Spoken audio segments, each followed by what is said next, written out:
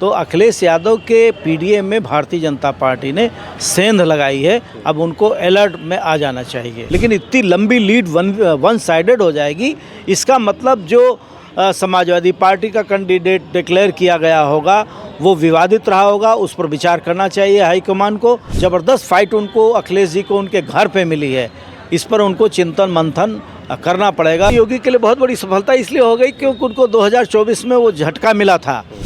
योगी आदित्यनाथ के नेतृत्व पर सवाल नहीं खड़ी किया जा सकता है। सपा को झटका तो नहीं कहेंगे, ये कहेंगे कि हाँ उनकी जो पॉलिसी है उस पर पुनर्विचार करना पड़ेगा। उत्तर प्रदेश में 9 विधानसभा सीटों का जो रिजल्ट है वो आ चुका है। 2 सीटें समाजवादी पार्टी ने जीती हैं, 7 सीटें भारतीय जनता पार्टी ने जीती हैं।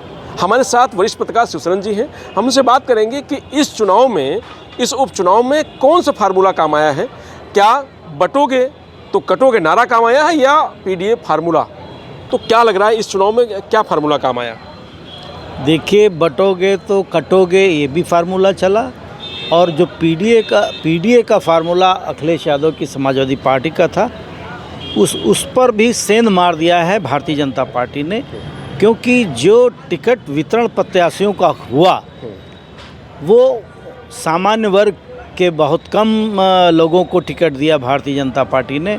सब पीडीए से जुड़े हुए मीन्स कि बैकवर्ड और अनुसूचित जात के ही मैक्सिमम प्रत्याशी उतारे। तो जब जिस जाति का प्रत्याशी कोई उतारा जाता है तो अमूमन ये होता है कि अगर अच्छा नेता है, अगर चयन सही हुआ है तो आम मतदाता उस बिरादरी का उसी की तरफ भागता है, और यही हुआ है उसमें। तो अखिलेश यादव के पीडीए में भारतीय जनता पार्टी ने सेंध लगाई है। तो अखिलेश यादव के पीडीए में भारतीय जनता पार्टी ने सेंध लगाई है। अब उनको अलर्ट में आ जाना चाहिए। और कटोगे नारा काम नहीं आया क्योंकि हिंदू समाज बढ़ गया, इसलिए वो उनकी जीत नहीं हुई। देखिए, वो नेता भले उसके पति विधायक रहे और जेल में हैं, और उनको जिस हिसाब से उनको पुलिस ने प्रताड़ित किया सरकार के इशारे पर, तो उससे उसको सहानुभूति मिली। ये उस चुनाव के दौरान ही दिख रहा था कि उस महिला को पूरी सहानुभूति मिली है। उसमें कोई जाति बंधन या धर्म बंधन नहीं रहा है। ये उसकी व्यक्तिगत जीत है, मैं समझता हूँ। कुंदरकी को लेकर कहा जा रहा है कि कुंदरकी में तो 60% मुस्लिम हैं, 40% हिंदू है, और वहाँ बीजेपी जीत गई है। तो कहा जा रहा है कि मुस्लिम वोट जमकर बीजेपी को दिया है। देखिए, ऐसा है ना, हमने एक बात कही थी कि प्रत्याशी पर काफ़ी कुछ आधारित होता है। जब कोई भी पार्टी अपने प्रत्याशियों की सूची जारी करती है और आम चर्चा में जनता में जाता है कि हमारे क्षेत्र का कौन सा कैंडिडेट किस पार्टी ने डिक्लेयर किया, अगर अच्छा सार्वभौमिक और सबसे मिलनसार, सबसे काम, सबके बीच सुख दुख में खड़ा होने वाला अगर कोई कैंडिडेट डिक्लेयर किया गया किसी पार्टी से, तो उसमें धर्म आड़े नहीं आता है। तो ये वहाँ के मुरादाबाद की कुंदरसी सीट पर ये ठाकुर साहब की जो जीत है, मैंने बीच चुनाव के दौरान ही कहा था, किसी चैनल पर आपको ध्यान नहीं आ रहा, हमने कहा देखिए वहाँ मैक्सिमम प्रयास ये चल रहा है कि वहाँ का अनुमान था कि 20-25 हज़ार मुस्लिम मतदाता इस कैंडिडेट को वोट देगा, क्योंकि जो रुझान लोगों से वार्ता हो रही थी उसमें लग रहा था। लेकिन इतनी लंबी लीड वन साइडेड हो जाएगी, इसका मतलब जो समाजवादी पार्टी का कैंडिडेट डिक्लेयर किया गया होगा वो विवादित रहा होगा, उस पर विचार करना चाहिए हाईकमान को। किन कारणों से उस कैंडिडेट के खिलाफ आम जनता उसका मूल वोट बैंक ही रहा, ये सबसे बड़ी बात है। और जो जाटो था, मायावती जी के बसपा का वोट था, वो भी सीधे उधर ही रहा। भाजपा प्रत्याशी का व्यक्तिगत व्यवहार ये था।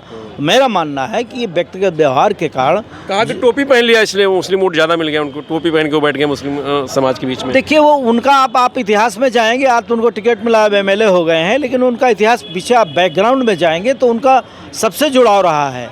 जब सबसे जुड़ाव रहेगा मुस्लिम हो चाहे हिंदू हो, सबके यहाँ सुख दुख में आदमी शामिल होगा, तो चुनाव आने पर तो आदमी देखता है कि नहीं वो विवादित आदमी आ गया है, तो सीधे वो कहता है ये तो हमारे पहले से मिलने वाले हैं, हमारे काम करने वाले हैं। तो मैं इस जीत को इस रूप में मानता हूँ। करहल को क्या कहेंगे? करहल में बहुत बड़ा मार्जिन नहीं रहा। हाँ, मार्जिन नहीं रहा, इस पर सोचना चाहिए। देखिए, भारतीय जनता पार्टी ने 2024 के लोकसभा चुनाव में जो शिकस्त पाई और उससे काफ़ी भाजपा की थुथु हुई, कारण कोई भी रहे हों, लेकिन उसके बाद जो भाजपा ने ये तैयारी की कि बाई इलेक्शन होंगे तो उसमें हम पूरी ताकत के साथ जुटेंगे और योगी आदित्यनाथ नेतृत्व में सभी मंत्रियों को, डिप्टी सीएम्स को, सबको लगाया गया।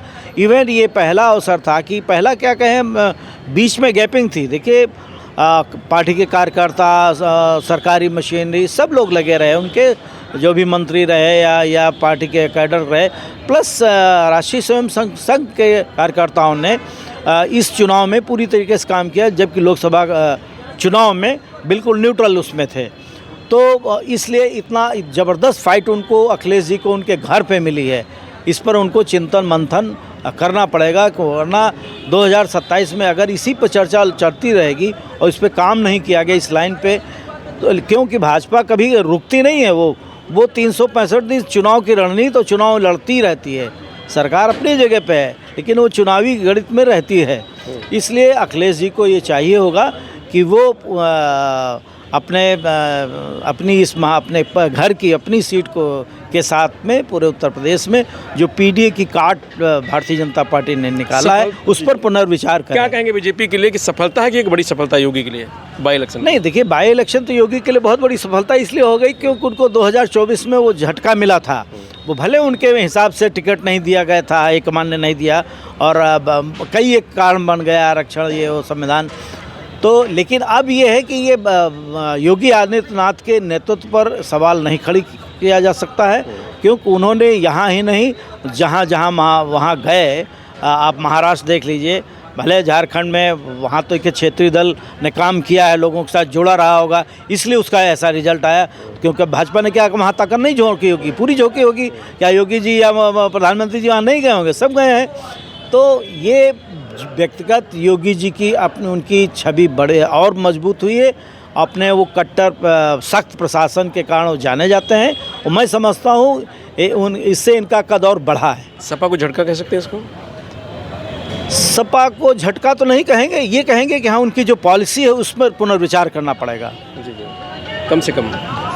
चलिए, तो ये था जो उपचुनाव को लेकर के है कि जो उत्तर प्रदेश की जो बाई इलेक्शन है उस पर 9 सीटों का जो रिजल्ट आया है, उसमें समाजवादी पार्टी अपनी ही जो 4 सीटें थी उसमें से 2 सीटें हार गई है, और अब भारतीय जनता पार्टी 7 सीटें, यानी 2 सीटें, 5 सीटें बीजेपी अपनी और 2 सीटें समाजवादी पार्टी की भी जीती है। योगी आदित्यनाथ ने पूरी तरीके से ये कह सकते हैं कि जो 2024 के लोकसभा चुनाव में जो हार हुई थी उसका बाई इलेक्शन में अखिलेश यादव से बदला ले लिया है। इस चुनाव में बटोगे तो कटोगे नारा पीडीए फार्मूले पर भारी रहा। रजनीश यादव, लोकमत हिंदी, लखनऊ।